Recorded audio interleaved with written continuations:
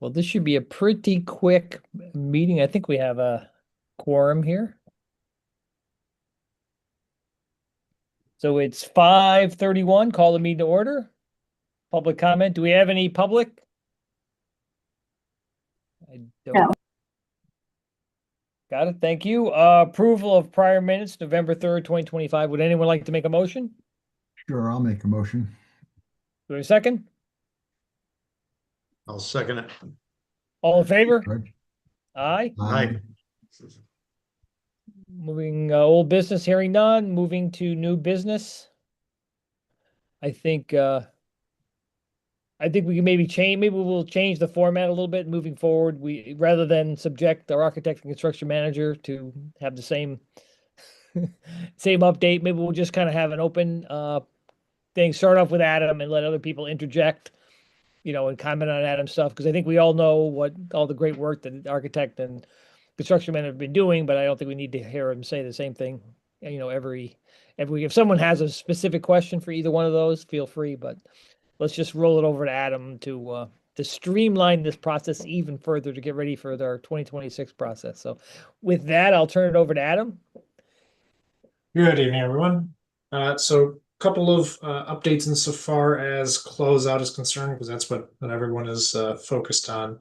And when I'm done, Zach, maybe we can chime in on the number of punch list items that are open left, but otherwise, focus is on some of the financial closeouts. So Zach and I met earlier today about some of the upcoming credit back change orders that we're working through. Looking to get the first of those at the next committee meeting, while they close out some of the items with their subcontractors in terms of bond increases and some of those ticky-tacky items that we need in order to get final confirmation on each of the subcontractor contract values, and then ultimately through the pay requisitions. So that's something that will start this next upcoming meeting is the target. On other scopes of work, we have one of the final furniture delivery closeout items coming up here on November 28th. The overwhelming majority of furniture has been received. It's just some vestigial literal nuts and bolts that have to come back and be installed. So that's being sequenced. Also working with the playground vendor on not only their closeout documentation, and we have the first of which should be 2 pay applications from them, but there was some QA/QC items on their end, even beyond the punch list, where the principal reported a void or a bubble or something over by the surfacing. So subcontractor came out to look at that and propose a resolution. So again, those kind of last mile items on the playground vendor as well, separate from the main construction effort. One item I did want to bring up that came out at the end of last week and is discussed a little bit over the weekend, and then again this morning, was an issue that came up on the pre-K playground, where there was a safety concern with a student running around and having those window color boxes. And actually, Zach, if you have that 3D photo handy, that'd be great. If not, I can try to find one quickly. But basically, it's right at head height. Some of them, I think there's 4 locations where they're at head height for some of the smaller students. So that's a topic I want to briefly discuss, if we could, this evening, and see if the committee has a thought as to how to resolve one of that particular situation with one of the proposed solutions. But before we talk about that further, do you have any questions on that while we pull up photos? Share my screen now. Yeah, Zach is doing so. Before we get to this issue, is any questions on any things I had mentioned before? Nope. Okay. So thanks, Zach, for bringing this up. So you can see that the colored boxes on the windows are at various heights. Many of them are pretty low and not necessarily a head knocker type situation, but there are 4, like that blue one on the corner, and a couple throughout that elevation where there's safety issues there.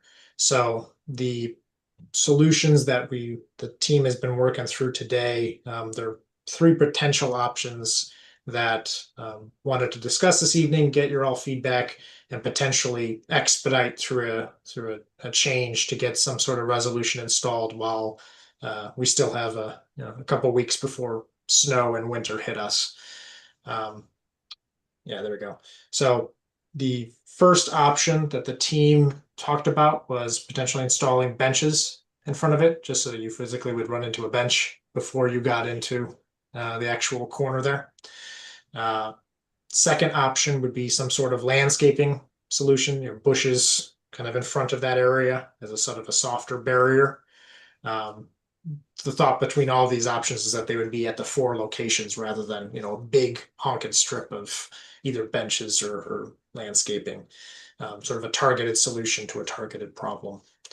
And then the third option that was discussed would be sort of a planter box in front there, which would be maybe a little easier to maintain than landscaping, but still maybe tap into sort of a natural aesthetic there.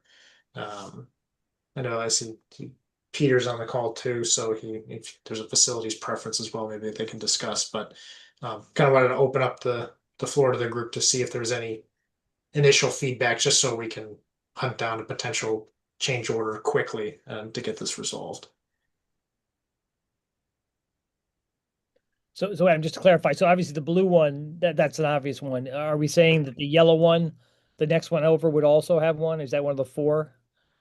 Or to be I see, just the one. just Yeah, those. so the 4 that we're talking about, Graham, you have the one in the corner, which is more problematic just being there around the Yep. walkway. And then you have 2 others in the middle of this, like the low. You got 2 more the same height here. These 2, and then lastly, we have the 4th one on the opposite corner of the playground here. So the other ones are a little bit lower, where even a preschool or kindergarten would probably walk in shoulder first to the red or the green one. These are all typically at the same heights. It's just these higher ones, that's about forehead height for most pre-K and kindergartners. So if they were running around, then they could potentially just smash their head into the corner of those. I like the idea of the bench best, just as for ease and maintenance and practicality, I guess. Hey, this is Pete Anderson. If I can chime in, the benches, I agree. The benches are going to be the way to go. And that also goes along the theme of the buddy bench system with those playgrounds where they have, people can sit and they can not participate, but they can have somebody come up and sit with them. But I think Zach and I were out there today and we kind of came up with some really good ideas with the buddy bench. So would the bench go under the windows or adjacent? Probably sit right in front of them, I would imagine. I'm not under it, but Right in front. Yeah, Right in but front under of the it, yeah. window. would you push it all the way up to the brick wall or sit out like in front of the brick wall in line with the window? I think we'd pedestal mount them into the ground and just forward, so there's a little bit of space between the wall and the window, but it's enough where someone is not going to slam into that Right. into the bottom of the window. I think that's good. Yeah. You could shimmy around it, but not run full speed without first clipping into Right. the bench. Yeah. Gotcha. And with the grading differences, like over here on the right-hand side, there is a little bit of a swale where water naturally is supposed to run off and go to a yard drain. If we put all these in sonotubes and then poured them in concrete so they're cast in place, then we wouldn't have to worry about them moving at all either. They would just maintain levelness. Yeah. I like the bench idea. And they're Some readily yellow available. bollards. Were those procured through the Board of Ed? I mean, through the PTO or through the project? The other buddy benches that are installed. I think the other buddy benches are movable. I think they're loose. Yeah, the other ones are movable. We want to get a different product that would be cast in place, just so the post can go in sonotubes, pour it, walk away. So if what I'm hearing about the benches is unanimous, what I propose as a next step in the procurement section we get there, and that gives me a minute to to type up a draft motion, is so give us time to be able to coordinate with that other product, and not the same one necessarily, but maybe to maintain aesthetics with the other one. Get that lined up and potentially authorize Peter and George to approve outside of a committee meeting, just so we can work with Cobain and Tecton and Peter about the actual final considerations of how far away and what the mounting is, and get that pricing available, and then authorize that to proceed in advance of the next meeting so that it'll keep moving forward. So does that sound like a reasonable approach to kind of resolve this expedited manner? Sounds good to me. Is there any preference on colors for these benches? I mean, do we want to match something existing? Do we want multiple colors to kind of go along with the playful vibe of the multicolored windows? See the white things right there in the playground? I've matched those. I kind of, I mean, I kind of Yeah, agree. I makes think I like sense. that multicolor approach. I mean, I don't want to try to get too many cooks in the kitchen here. We just want to get this done, but but I think that would go along with the theme. I agree with you 100% on that, Tim. Whatever model we come up with, we'll make sure they have multiple color options. Usually they do, and then we can just, Tech Tom will take a first pass at maybe picking out 2 or 3 different colors and run it by the group. Yeah, I'd make them a color that matches one of the other windows and not matchy to the window that it's in front of. Oh yeah, exactly. Yeah, that's a good point. Zach, if we put a bench on that window that's on the left there, Yep. does it cut off access kind of between that curb and yeah. If we had it here and positioned it, we'd probably have the bench end somewhere about here, right before the walkway, Okay. assuming we're centering it, so it shouldn't come past. Okay. But does it pinch off that area to the step down into the gravel area? Like, does it narrow the grass strip so that you Yeah. can't pass by when you're We walking? just have to check the dimensions. Once we have a bench selected, then we could plot that in the field too, and then just ensure that there's still some type of walk room in front of it. Is there a And step then- down though, or isn't there a poured in place surface there flush with the curb? So right here, we actually have the wood mulch. That's the wood mulch. Okay. Yeah, this is Oh, wood mulch. okay. This, So- this is an older walk from June of Gotcha. 25, so this isn't the latest and greatest. But going to one of the drone shots, actually, right there, if I zoom in, this is all wood mulch now. Okay. Gotcha. So inside the curb is the same elevation as the grass, give or take. Yes, Gotcha. correct. So It you're looks not like there's dropping plenty of down room a for few bench and inches. walking. Yeah. Gotcha. Okay. Yeah. So that makes sense. Yep.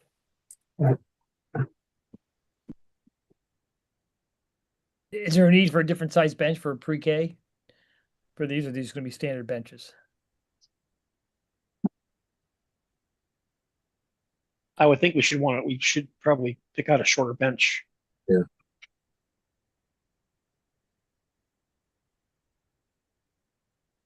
If we did the bench that had the pedestals where we poured them in place, could we just lower the bench down? I mean, that way you don't have to worry, but you can control the height. Yeah, it was just I don't see why not, Peter. Yeah. Even if you had to cut off 6 inches from the actual legs, do the how deep they want to go in. It should be something pretty easy to control on site. Yep. Okay. Yeah, I mean, just not a question, just definitely advocate. There's no concern about kids climbing on the bench to climb on the window, on these windows. Is that dimensionally not a problem? Yeah, you would think they might have to watch that a little bit.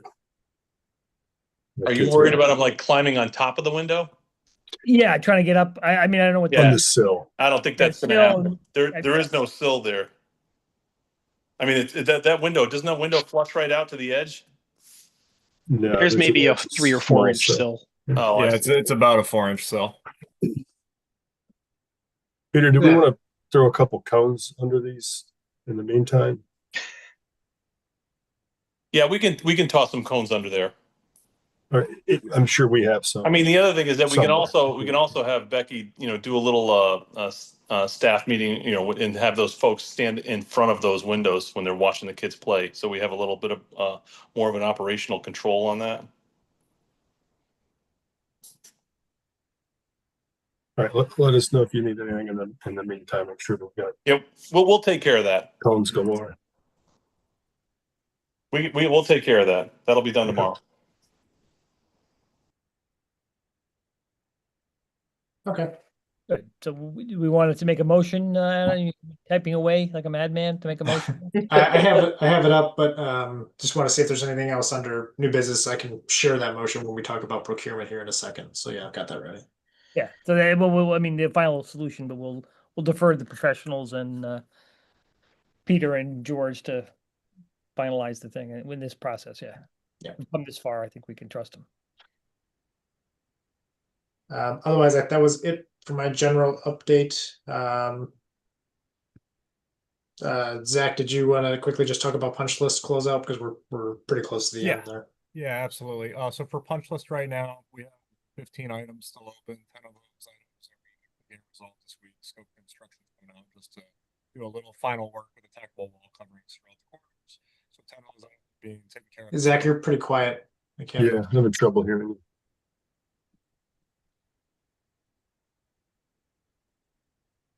Is this better? A little bit. You might just have to speak up a little bit on that. Just if you were fine before, and now suddenly it's just quieter. Okay. If you can't hear me at all, just cut me off immediately. But right now, we have 15 items open. 10 of those items are being addressed this week by Scope Construction, just related to the tackable wall coverings, just some custom color match caulk that they're coming out to take care of a couple imperfections between the tackable wall coverings and the metal trim.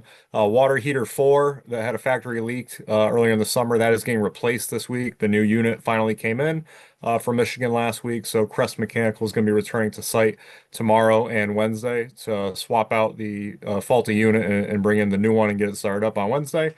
Besides that, we have 5 other punch list items that are all tracking to be completed late November, hopefully before Thanksgiving. Worst case scenario, early December, assuming that the materials come in on time.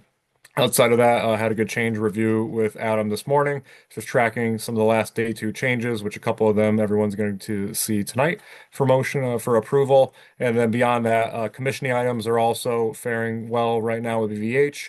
We have about a dozen items that are still open. A handful were dealt with this morning by Action Air and ABS, and the balance of those items are also tracking to be completed early December, now that we're pretty much wrapped up with commissioning. Beautiful. And then when I still have the screen, I'll briefly just share the landscaping establishment. To our right here is the last drone shot that we had from August of 25. And then as I overlay, you can see specifically the fields over here, the north, the south, and then a couple other areas as well. The grass seeding after we did a second round of slice seeding this October has taken really well in all of those areas, coming to almost fully established with the exception of one portion of the south field. So we'll be looking to have Banesh come back out on site at some point this winter, or this November, to assess the rest of the site, with the exception of the southern portion of the athletic fields that we know is going to need some care for this upcoming spring once we get through the winter. That is all I have, other than a couple of drone photos just to show everyone the progress for landscaping establishment. Yeah, it looked great. I was out there last weekend. It was dramatically improved. Screen's all yours. Perfect. Unless there's anything else on this item, Graham, I'll move ahead to procurement. Perfect. Yeah, go ahead. All right, so 2 ATPs from Gilbane this evening.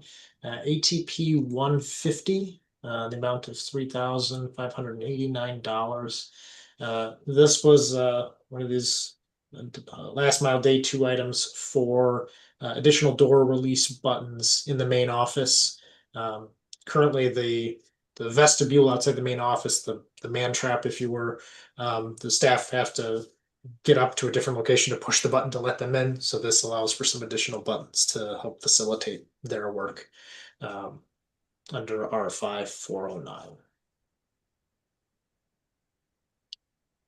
And then the second ATP 151 for $10,009. This is for an extension of the stone mulch underneath the south canopy area. So in this location here, this was all grassy, low mow components, which has generally been growing, with the exception of the portion that's underneath the shaded canopy where it doesn't quite get the sunlight and doesn't get as much rain. So talking through with the civil engineer, landscape architect, you kind of see here where it's scraggly and not growing because it's directly underneath the canopy. So the scope for this is to have the landscape subcontractor remobilize back on site for a day with equipment to come out and take out the sod here and basically extend the mulch and provide additional stone mulch area to eliminate that sort of scraggly condition right at the main gym entrance there.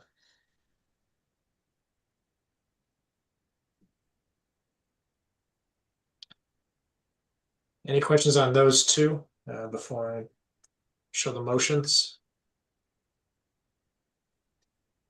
And that's the same mulch as the, Yeah, it would look obviously this has got some little bit of detritus on top of it, but yes, that same mulch over there, so it would look homogeneous underneath the canopy. would there be a metal edge on it, or is there a metal edge on that detail? Just Yeah, there's a metal edge now, so we would take that out, Graham, and then reuse it after also going back to the stone mulch that's already in place, cleaning that up, of course, and before we extend it out. So we'll have that metal edge then directly underneath the canopy. Got it. All right, so here are the procurement items. I started off with the one I just quickly drafted to authorize the expedited approval subcommittee for additional benches. Technically, they already have approval up to 10,000, but since we just don't know what these other benches cost over at the Buddy Buddy system, I drafted in there 25. I would be surprised if it got to that high, but that way it gives us some leeway in case it's a little bit over 10, just to allow them to keep moving and get it installed if they deem it appropriate. Got it. Would someone like to make a motion? Sure. I make a motion to authorize the expedited approval subcommittee to review and approve potential change order for additional benches at the pre-K playground for the amount not to exceed $25,000. Do I have a second? I'll second that. All in favor? Aye. Aye. I make a motion to approve ATP 0150 for a change to Gilbane's existing construction contract in the amount of $3,589 for additional door release buttons per school request. Do we have a second? I'll second that. All in favor? Aye. Aye. Make a motion to approve ATP 0151 for a change to Gilbane's existing construction contract in the amount of $10,009 for the extension of stone mulch at the south canopy. Have a second? I'll second that. All in favor? Aye. Aye. Okay, thank you. Moving on to the invoice packet. Invoices from BBH as the commissioning agent. CLA, this is their first invoice for services rendered for the tax credit. Collier's monthly invoice. Langen as part of their invoicing for that recent bout of additional sampling that they just conducted at Ryerson. Omni close out for one of the brackets that they had procured and installed. ProBuilt, who is the playground contractor. This is obviously the big one on this invoice packet. The $983,000 gets them through the substantial completion component of it. Obviously, there's kids playing on the playgrounds, and it's generally working out well. That they still have the retention left, both for punch list and for close out regulatory documents, things like that. So they're not completely paid out. This just gets them through the substantial completion component of their playground work.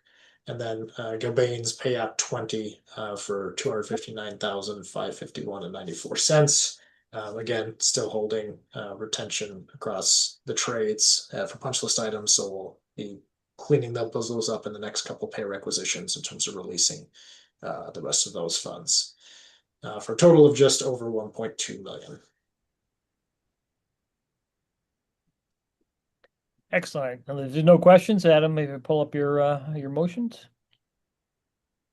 I'd like to make a motion to approve invoice package dated 11/17/25, including invoices from BVH, CLA, Colliers, Langen, Omni, and ProBuilt in the amount of $5,932.47, and construction pay requisition 20 from Gilbane for the amount of $259,551.94 for a total approval of $1,265,484.41. We have a second. I'll second that. All in favor? Aye. Aye. Thank you.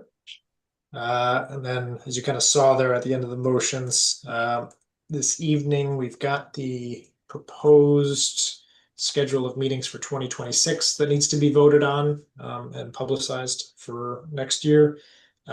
They've been reduced to monthly, just like we talked about at the last meeting, doing the third Monday of the month to give time for pay apps and invoices to come in the beginning of the month so we can have a monthly recurring invoice packet. Only the first two meetings conflicted with existing holidays, so those were shifted around as noted, but the rest of them follow that same third Monday of the month cadence.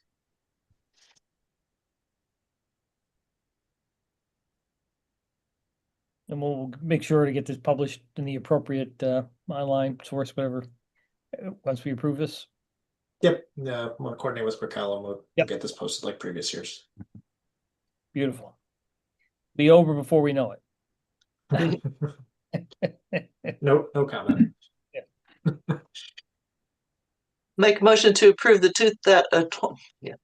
2026 schedule of meeting dates for the new elementary school building committee as presented. A second? I'll second that. All in favor? Aye. Aye. One more item, if I could, Graham, with regard to meetings.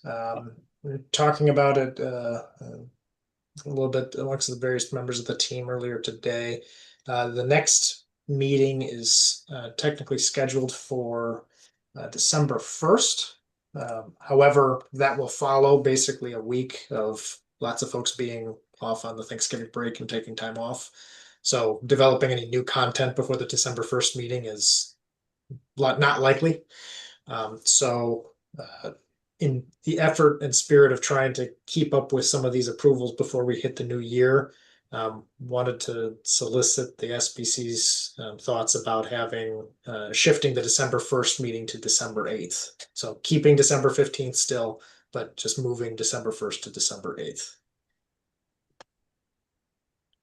And if we wanted to cancel the 15th after the 8th, if we had nothing pending, we could do that too, I guess. And then the next meeting wouldn't be until January 20th.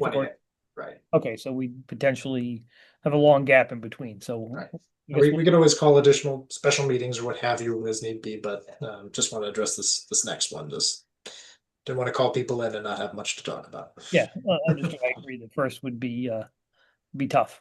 I don't want to put you guys through that, and so yeah, I'm fine. I think any discussion on having potentially two meetings on back to back. We want to make sure we keep paying the Colliers and Gilbane's invoices. We want to let fall through. Any discussion before we pull up the? I guess we're gonna have a motion to vote on the schedule on the. I don't know if we have to even make a motion to. No, the 2026 schedule is already voted on. Okay, And then this one we can just, if people see their calendars, they want to voice now if they're available, but otherwise we can Yeah, solicit that Okay. availability offline. Okay, and we'll notice that. Raquel will notice that if we have to, or per requirements. George, you have a question? Just a quick question. Can Raquel send out a invite for us for next year? That's really helpful for me. I know, and I'm sure she's probably way ahead of us.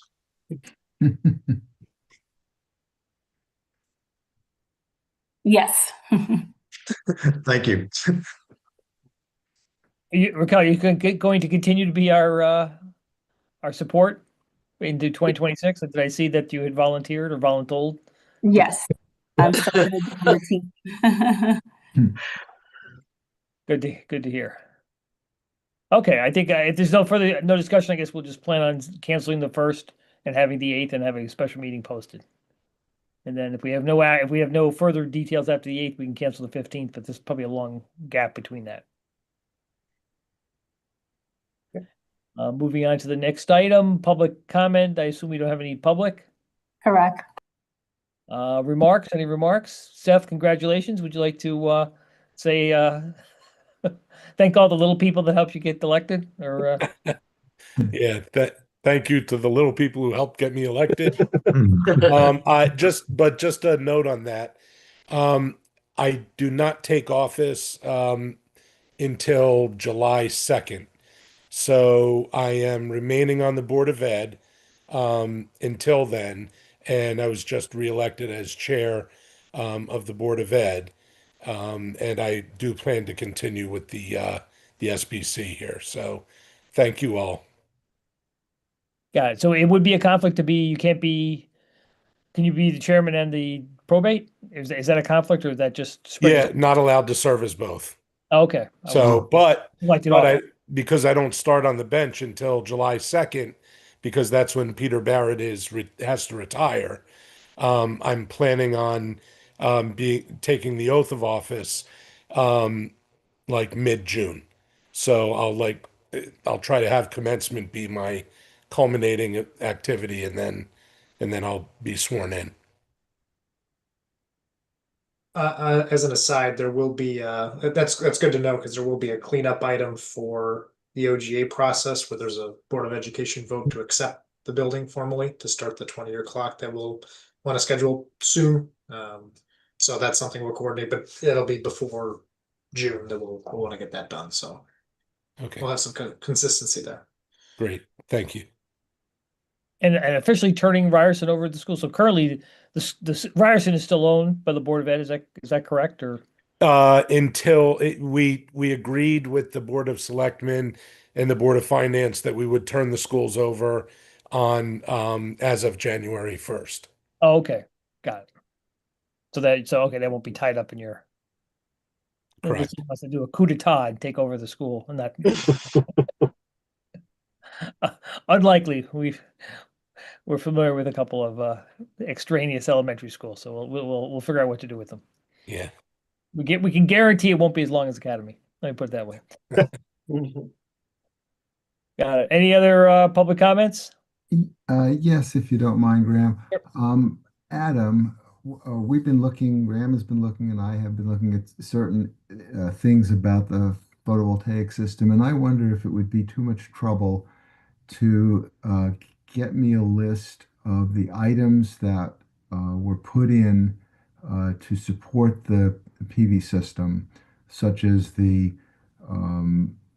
conduits from the roof, both of those, but also any things like which might require a question of the electrical contractor, the cost of the Eaton 1200 amp breaker that's in the MDP room. That's an expensive breaker, and I'd like to know what the cost of that was. And maybe if you could ask them, was there anything else that was done for the photovoltaic system? Even if it was done on the original documentation in the CDs, it still would count towards helping us if we go ahead with the meeting the requirements for a safe harbor, 5% safe harbor. I understand.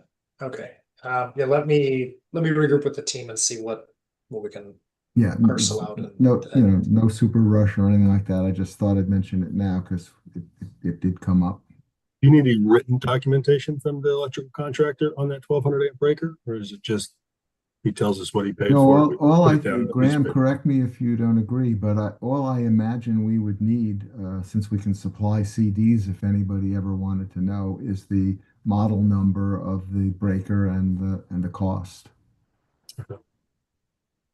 Yeah, let me take like the schedule of values and kind of how to substantiate some of that. I get what you're driving at in terms of the safe harbor, so that's it may be that we've spent pretty close to the safe harbor already.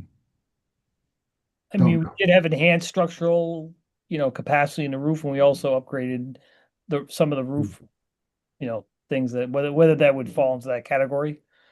But that's what I was thinking about, how to compartmentalize some of that and break out that cost might be tricky or may not be viable. But like I said, I understand what you're driving at to try to substantiate the. Personally, I would think it's items that wouldn't have to necessarily be completed by us but would be normally completed by the PV installation people. That breaker, putting that breaker in and making sure that the MDP bus was adequately sized, because that was changed.